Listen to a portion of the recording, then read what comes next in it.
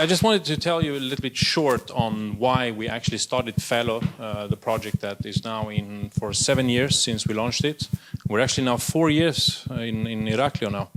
So really, really proud to be here, first of all. So in the last company, we launched it 7 years later. We sold the company. It was a brutal trip we did, working 24/7 for 7 years. But then actually, when I sold the company, I was 30 years old, and I had been working full-time since I was 9 almost, I think. So I said, okay, I want to do something totally different. So I actually went into theater, and I want to do acting.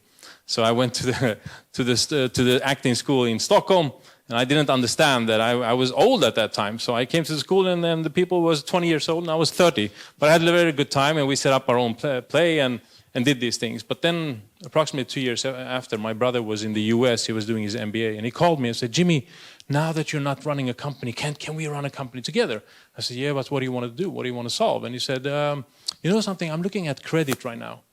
Do you remember the loan our mother took one time? Yeah, I remember. I was there. Like I was helping her with it. And we're looking at how people are doing credit nowadays.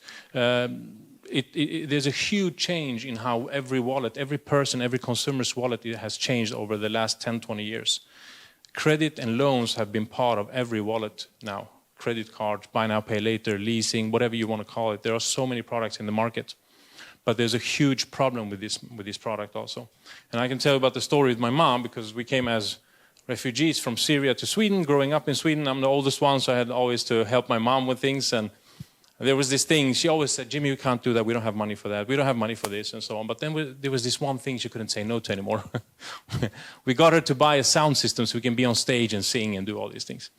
And finally she said, okay, I'm going to buy it. And she took a loan of 1,000 euro approximately, and she bought this super professional system. We were like 12 years old, and we were on stage and singing and doing all these things. And 1 year later, she said, Jimmy, come over here. I said, yeah. We borrow 1,000 euro. I've been paying every month according to the plan, but now the loan is 1,800. I don't understand. I was like, no, there must be something wrong, Mom. Let me call them. And I remember talking to GE Money Bank at that time. And she said, no, there's nothing wrong. Your mom has been paying the minimum monthly payment, but it doesn't cover the fees, interest, blah, blah, blah, blah. So they've been adding on. And this became this huge problem for the family. We don't have those money. How do we do? And somehow we solved it finally. And now you fast forward to 2016, when we kind of started the Fairlo project. We saw that the same problem still exists, actually. So we wanted to do something about it, and we wanted to create something that was truly transparent and flexible, and where people don't end up in these kind of problems where credit just goes and kind of grows, or where people end up in this debt spiral and they can't get out of it, and so on, and getting fooled, basically. In 2016, we laid the foundation, the Fairlo project that became Fairlo later on. And we started actually building from scratch the technology. So we've built a whole new way of building credit from scratch, how a credit can live over time with people. So this is the product now. I mean, it's been developed a lot since then by our amazing team members who are here today also supporting me. Thank you, guys. I'm not alone here. Yeah. Basically, a few things about the product. You basically apply, you set up the account, and you have your own credit buffer connected to your bank account. And whenever you need to borrow for something, the car broke or whatever happened, you use your account with Fairlo instead. You go in there and you just spin whatever you want to do. I want to borrow 500, and you borrow, and they're immediately on your account, and you can use them. And then you have the control to set the plan, change plan, how much can you pay per month. You can also pay back some of it, part of it, all of it. You can choose, and really it's extremely flexible. You can form and adapt it to your life and how you live. At the same time, the technology and the product makes sure you never end up in this debt spiral. You actually never pay more than what the interest actually told you. So my mom, for example, her interest rate was 18% on paper, but in reality she was paying more than 100% because of these mechanisms. That can never happen at Fairlo, for example. We're actually also the first one in the world, which is, if you think about it, horrible. We're the first company, a small little company from Sweden, who launched the fairness receipt. So we are the first one to show exactly, when you borrow from Fairlo, how much it costs, how much we make money, what our costs are, and how our relationship is exactly in numbers. Launched it. And now, today, actually, you saw it maybe, we got approved as a B Corp company also. So that, I don't know if you know, it doesn't matter, but it's the most kind of rigorous certification for if a company is doing more good than evil, basically. Very simple put, even though we might be evil sometimes, because all credit is bad by the end of the day. There's no good credit, let's be honest. But once you know that truth and you can work with it, you can try to improve things over time. Like, who do you trust most? Someone who says, no, I'm not an alcoholist, I never drink. Or someone who says, I drink sometimes and I try to work with it. So you trust people who are honest about their things. We're trying to be honest with the problems in the industry, and that's how we improve the product, basically. We can move on. That was the product. And what happened since then, so basically this went from being two brothers starting it, to today we have 25 team members and growing. We just hit 20 million annual revenue, euros. And actually we also joined Sting, which is another accelerator incubator in the Scandinavia. What you guys are building, Kostas, is amazing what you're doing in Ηράκλειο, and I really love what you're doing and trying to support. We've been knowing each other since 2020 now, pre-COVID actually, 1 month before COVID.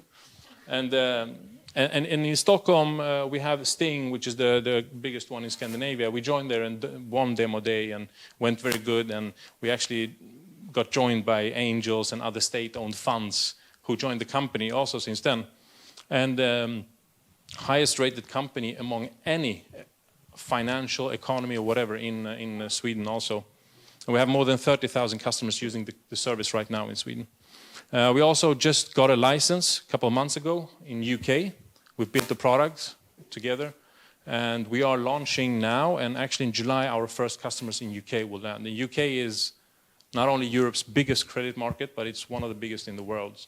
So it's going to be challenging as hell to do that, but we're looking forward. Don't we, Zach? Yeah. Okay, now let's fast forward. Look, why are we in Ηράκλειο? I think this is probably the most interesting thing tonight, I hope. Like, of all the... So we said, hey, okay, we want to build a tech hub somewhere. We don't want to build it in Stockholm.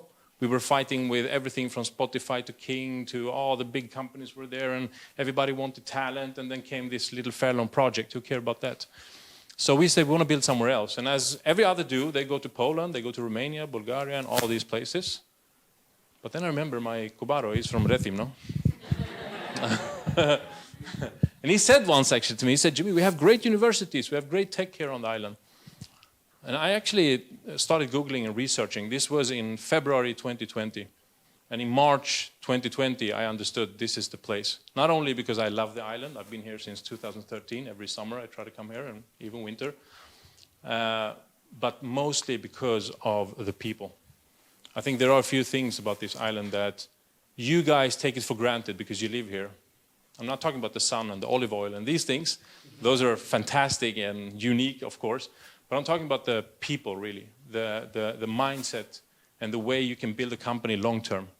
People commit, and I really am also, it's part of my way of building a company where you do it together as a family, together as friends over time. That's how you can really keep people in the company also, and you do it together. You go through the challenges together and so on. And I think Ηράκλειο and Crete has something really unique to offer here. Of course, if you look at how, I mean, I think we talked about it the other day, like the oil industry, there's a specific geography where you have to build a company because of where the oil is. When the gold was in the gold rush, there were geographies. And today, if you think about technology don't have any geography. So now, suddenly, what geography is the best for technology? Where is best to live, actually? And best to live is Crete, let's be honest. So I'd rather work here and live with these people together and build a company than go to a city that looks like this. Oh, sorry, that was just an image, the view from our office.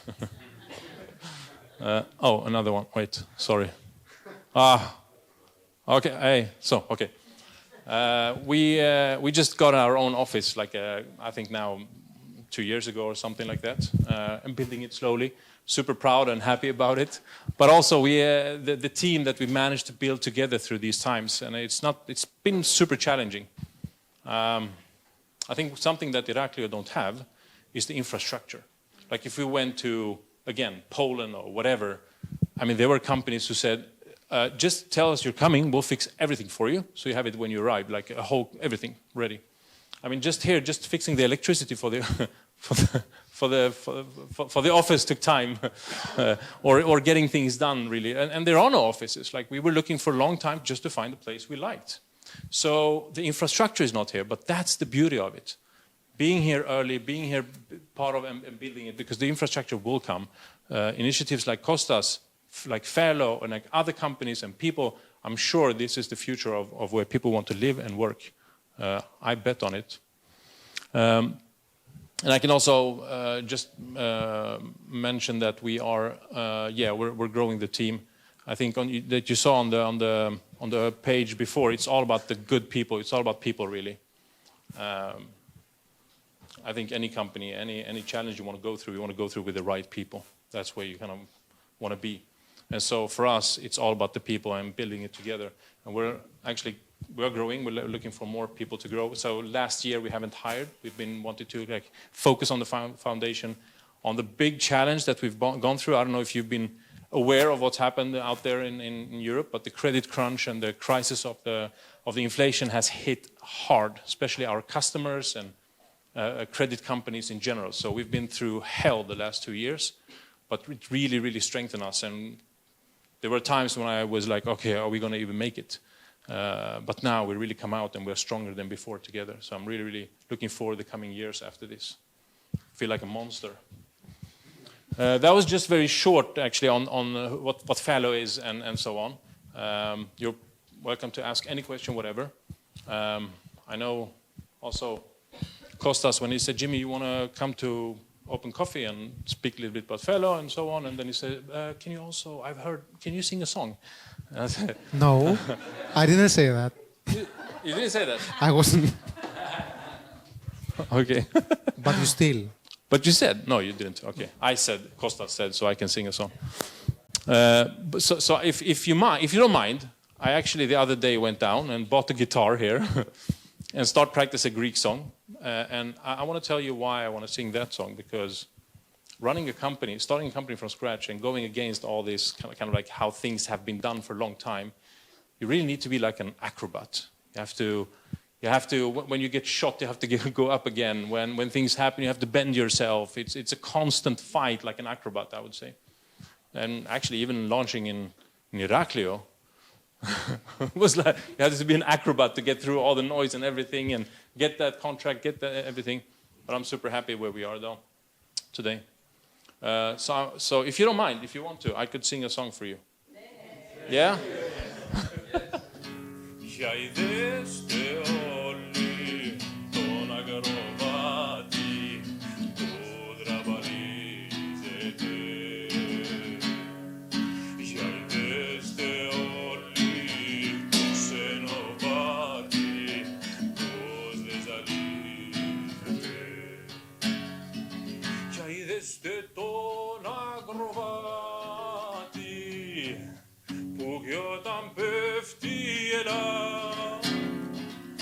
Και ποτέ δεν κλαίει, ποτέ δεν κλαίει.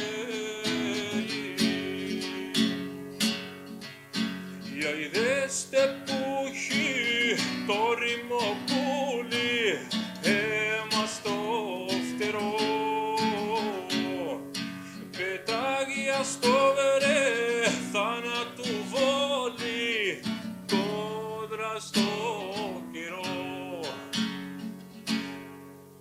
Με τον καιρό να με κόντρα, έχει τιμή σαν πετάς, να μένεις μόνος, να μένεις μόνος.